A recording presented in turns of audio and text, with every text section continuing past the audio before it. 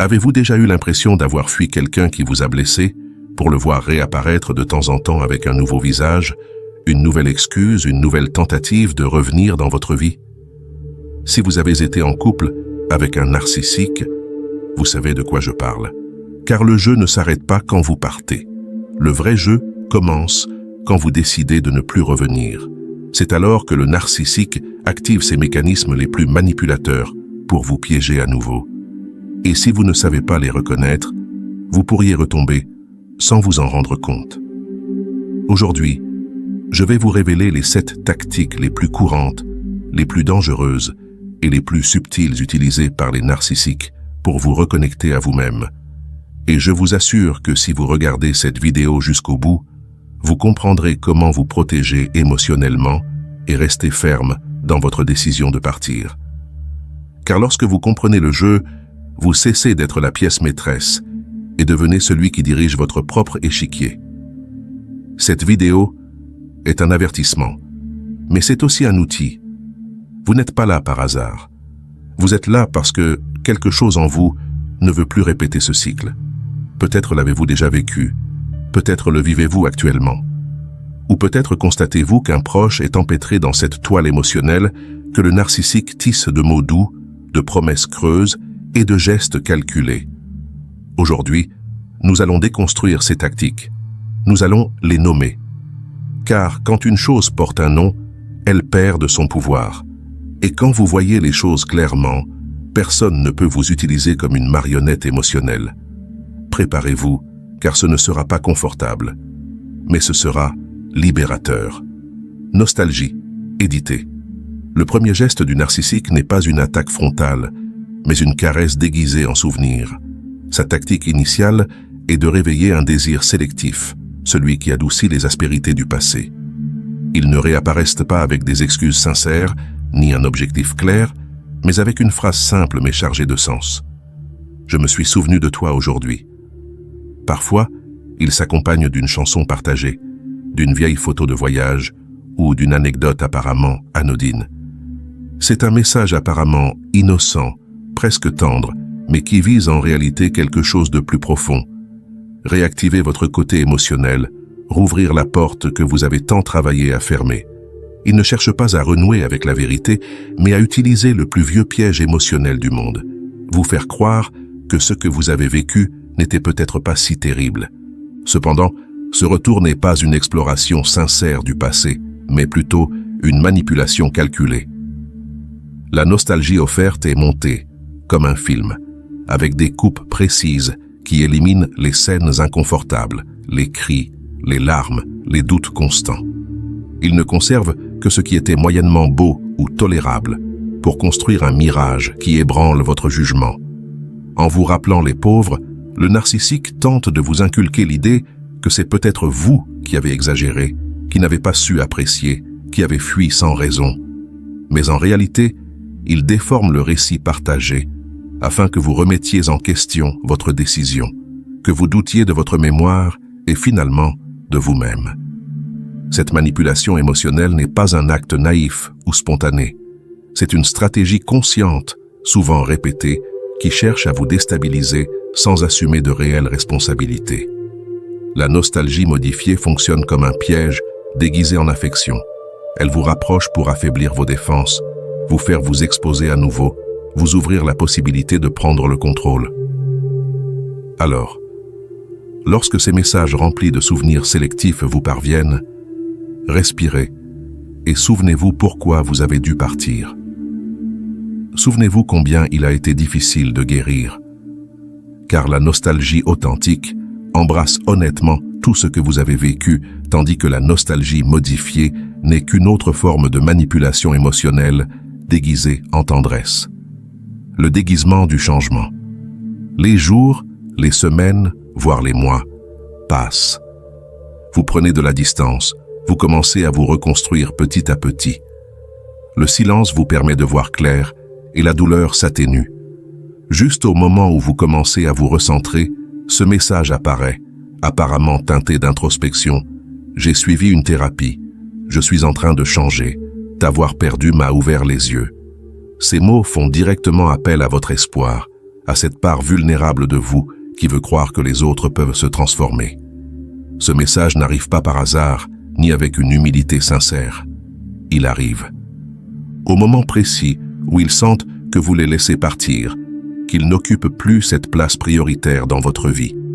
Et alors, ils tentent de regagner du terrain avec la promesse du changement. Ce récit du nouveau moi a un objectif très clair. Retrouvez l'accès à votre monde émotionnel.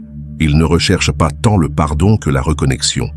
Ils espèrent que vous baisserez les gardes, que votre empathie se manifestera, que vous ressentirez de la curiosité, voire de la culpabilité, de ne pas leur avoir donné une seconde chance. Mais derrière ce discours apparemment transformateur, il y a rarement un véritable processus. Il ne s'agit pas d'un changement profond et intérieur, durable dans le temps, mais plutôt d'une performance soigneusement élaborée. Ils ont appris quoi dire, comment le dire et quand le faire. Ils changent juste assez pour paraître différents, plus conscients, plus responsables. Mais la racine reste intacte, le besoin de contrôler, de manipuler, d'avoir un pouvoir émotionnel dans la relation. Le véritable changement ne s'annonce pas, il se manifeste au fil du temps et par des actions cohérentes.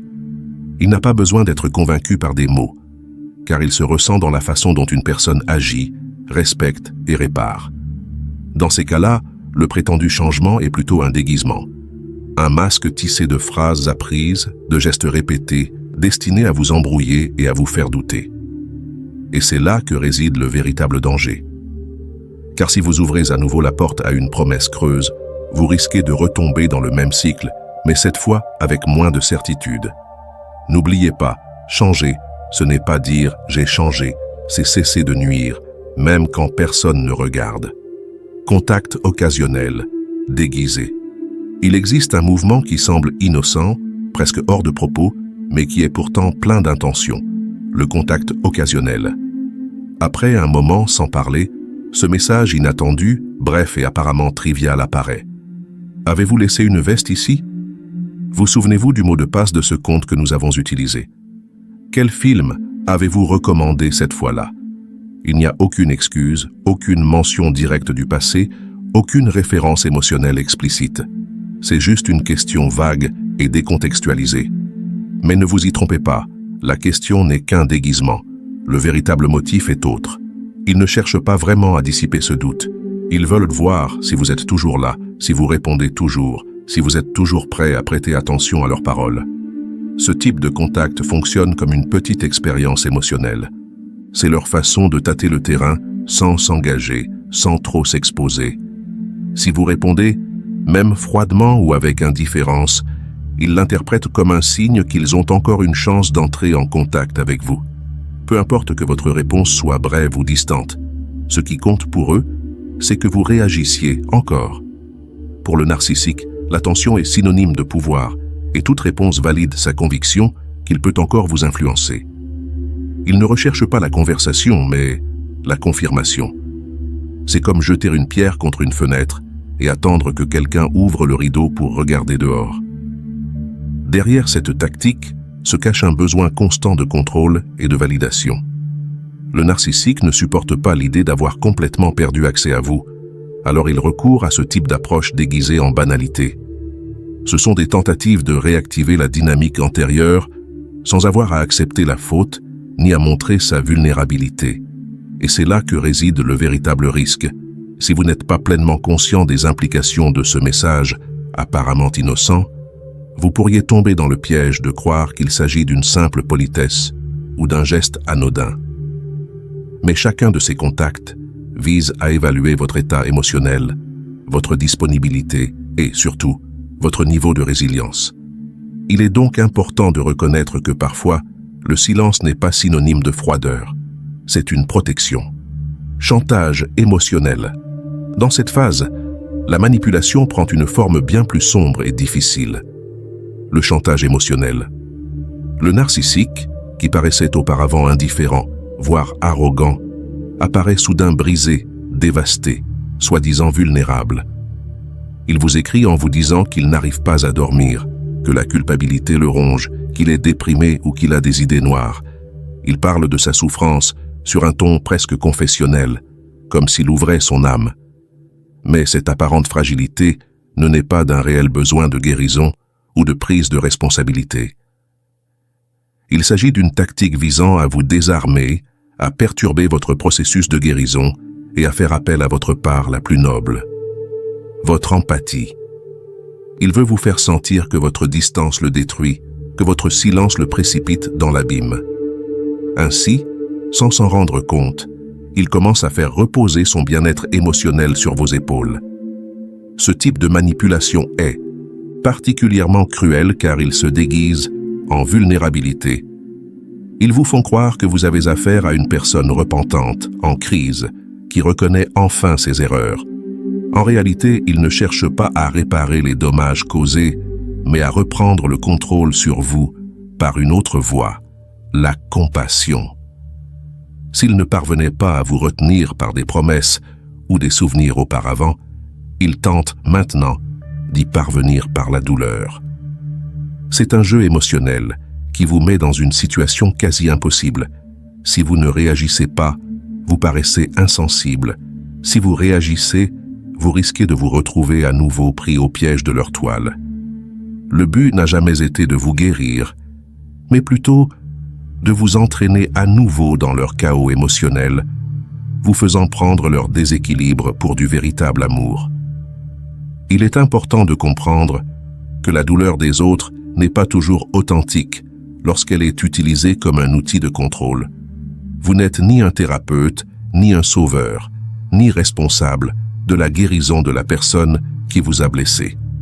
La véritable vulnérabilité ne se résume pas au chantage, à la pression ou au blâme. La manipulation émotionnelle la plus perverse est celle qui se cache derrière le masque de la souffrance, car elle sème la confusion, suscite la culpabilité, contamine l'amour par la pitié. Préserver sa paix intérieure ne fait pas de soi un égoïste.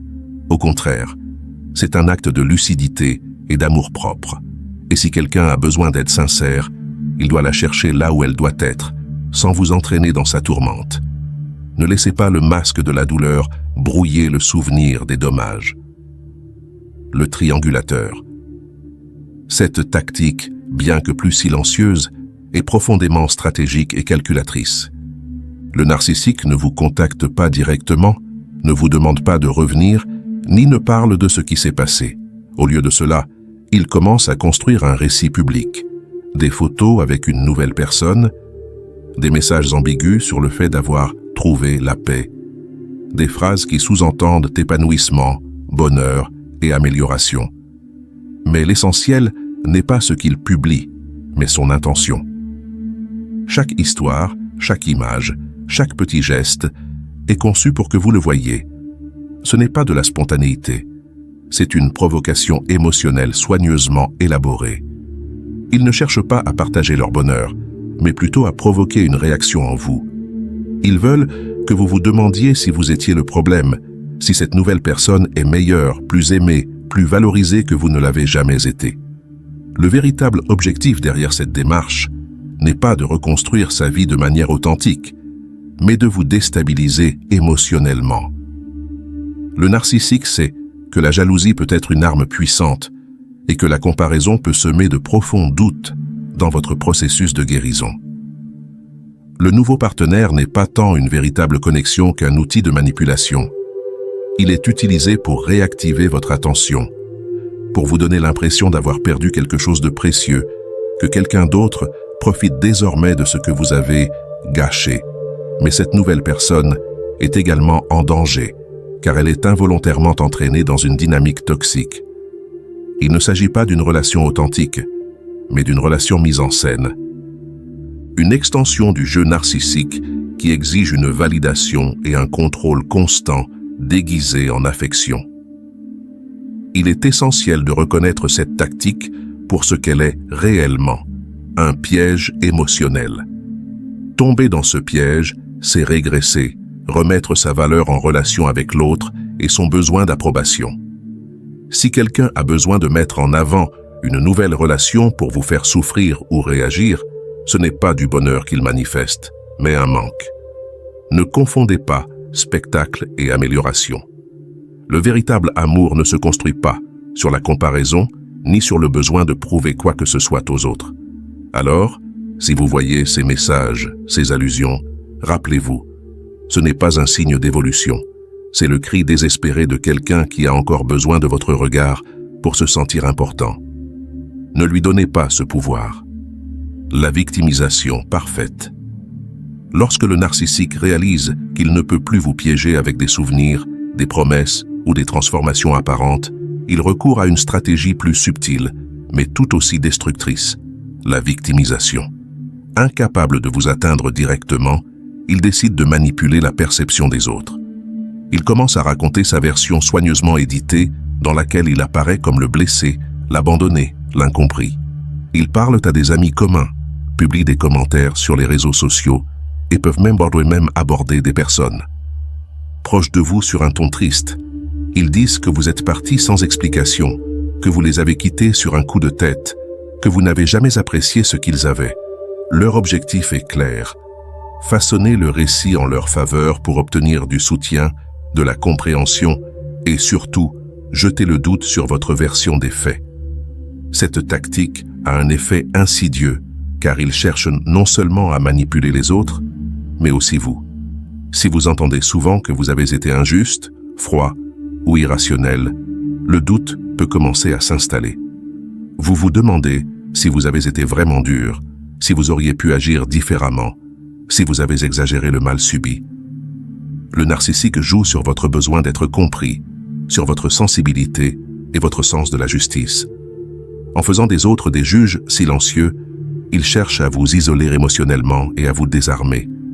Il veut que vous vous sentiez seul, sans soutien, sans clarté. Et dans ce moment de confusion, il espère que vous reviendrez. Mais ce retour ne se fera pas par amour, mais par culpabilité, et il n'y a rien de plus dangereux que de prendre des décisions sous l'effet de la culpabilité. Face à cette manipulation, il est essentiel de se rappeler que la vérité n'a pas besoin d'être défendue avec véhémence.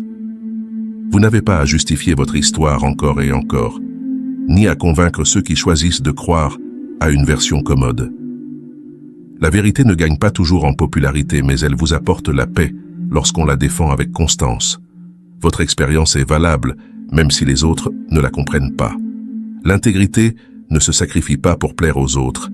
Restez calme, ne jouez pas le jeu de la diffamation et avancez avec la certitude que le temps et la clarté intérieure parlent plus fort que toute version manipulée. Car la vérité, même si elle marche parfois seule, demeure toujours.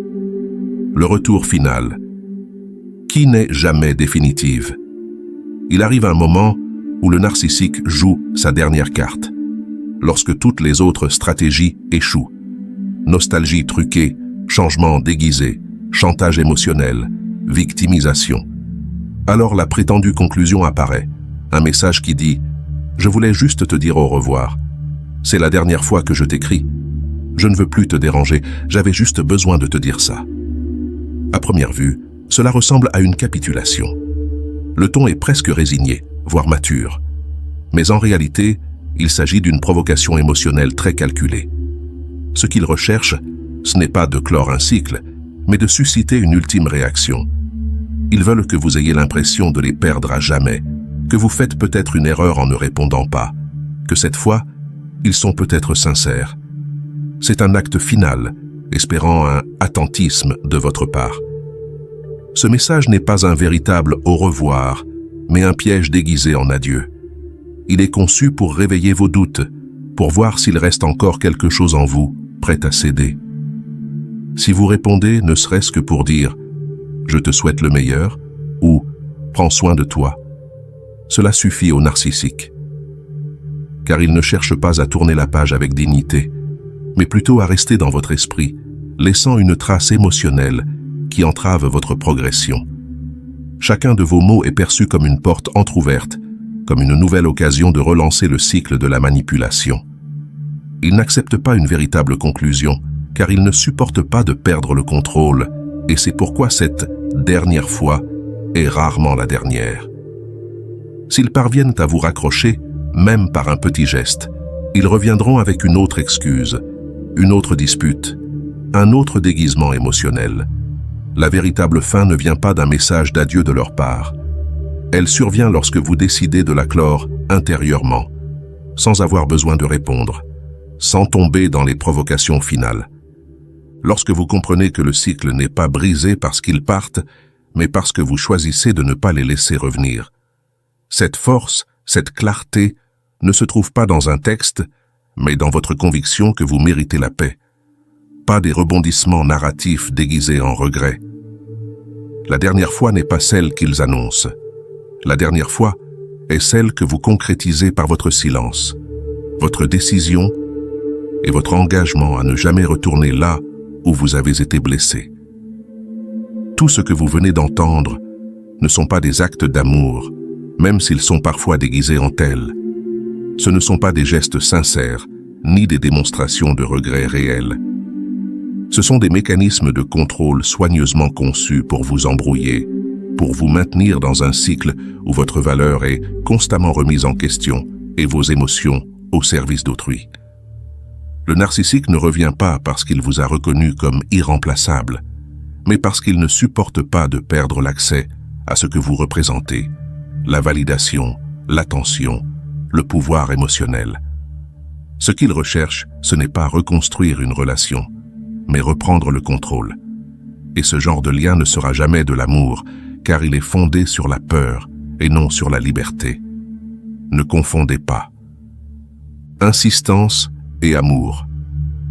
L'amour n'a pas besoin d'être répété encore et encore pour vous convaincre de sa réalité. Ne prenez pas un message soudain pour un signe du destin. Le cœur qui vous aime vraiment n'attend pas que vous soyez sur le point de guérir pour se manifester. Ne confondez pas nostalgie et rédemption. Le manque de quelqu'un ne signifie pas qu'il a changé. L'amour véritable n'apparaît pas seulement quand on vous perd.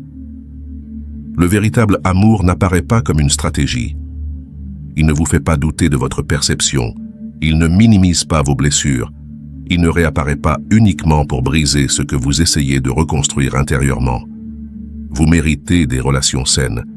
Vous méritez un amour qui ne vous épuise pas, qui ne vous désoriente pas, qui ne vous perturbe pas. Vous méritez quelqu'un qui vous considère comme un compagnon et non comme une extension de son ego. Vous méritez la paix, cette paix qui ne nécessite ni jeu, ni épreuve, ni tempête. Et la première étape pour y parvenir est aussi la plus difficile. Fermez la porte.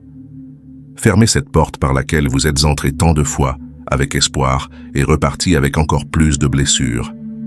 Reconnaissez que tourner la page n'est pas synonyme d'échec, mais de choix personnel.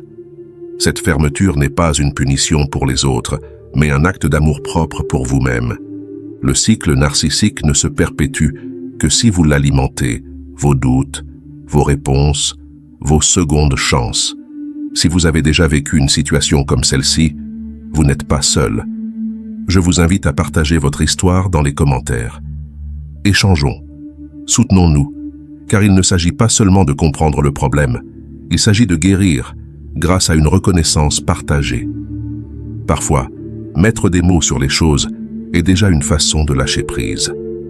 Savoir que d'autres ont vécu la même chose, ont progressé, ont reconstruit leur estime de soi, peut être le premier pas vers votre propre libération émotionnelle. La guérison ne se fait pas en silence. Elle se fait en communauté, lorsque nous surmontons la peur de parler et de nommer ce qui nous a blessés. Partagez cette vidéo avec qui vous en avez besoin.